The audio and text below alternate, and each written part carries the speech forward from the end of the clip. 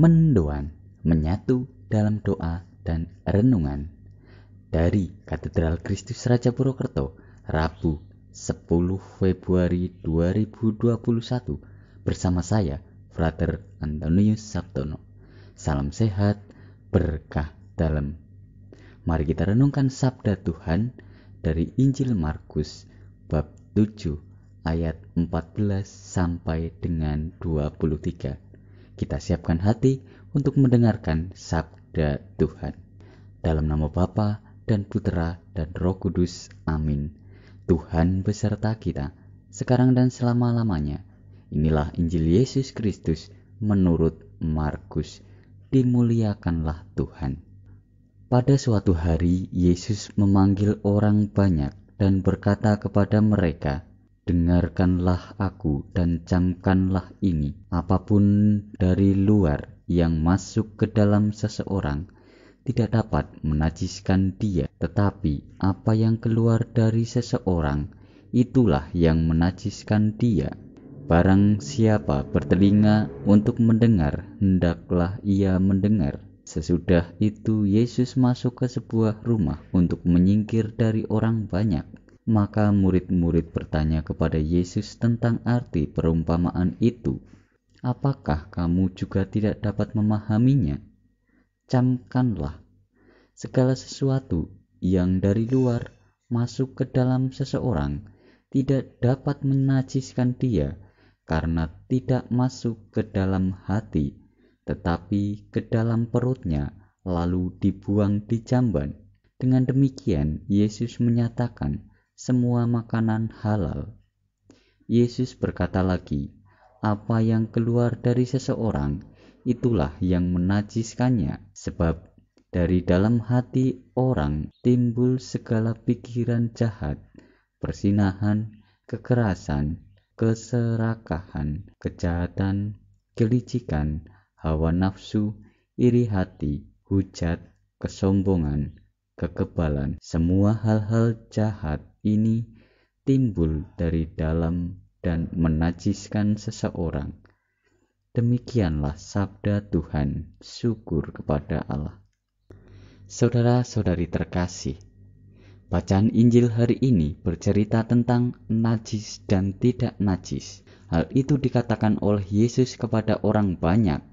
"Dengarkanlah aku dan camkanlah ini. Apa yang masuk ke dalam seseorang tidak dapat menajiskan dia, tetapi apa yang keluar dari seseorang itulah yang menajiskannya." Perkataan Yesus menunjukkan bahwa yang membuat najis bukanlah yang masuk ke dalam diri seseorang, yaitu makanan. Jadi, bukan makananlah yang menajiskan, karena makanan tidak masuk ke dalam hati.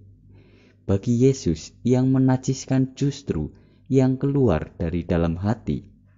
Hati yang kotor akan menajiskan pikiran, perasaan, perkataan, dan perbuatan. Hati yang kotor akan memunculkan segala pikiran yang jahat, perzinahan, keserakahan, kejahatan, kelicikan, dan masih banyak lain lagi.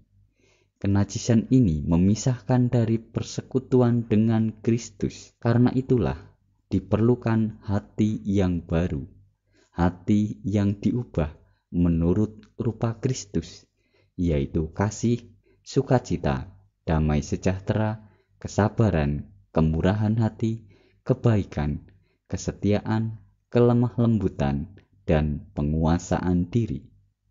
Saudara-saudari terkasih, Yesus mengajak kita untuk memiliki hati yang jujur dan murni.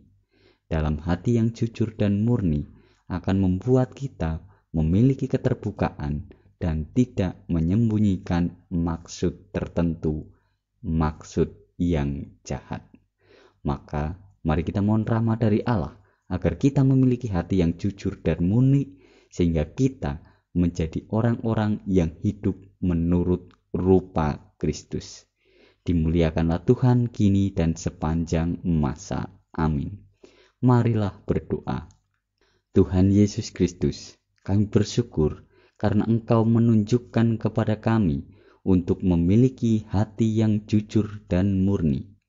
Kami mohon anugerahkanlah kejujuran dan kemurnian dalam hati kami, agar kami dapat menjadi kepanjangan kasih-Mu kepada sesama.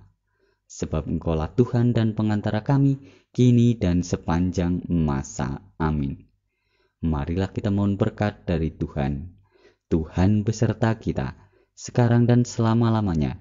Semoga kita semua, keluarga kita, orang-orang yang kita doakan dan aktivitas kita hari ini senantiasa dilindungi, dibimbing dan diberkati oleh Allah yang Maha Kuasa, dalam nama Bapa dan Putra dan Roh Kudus.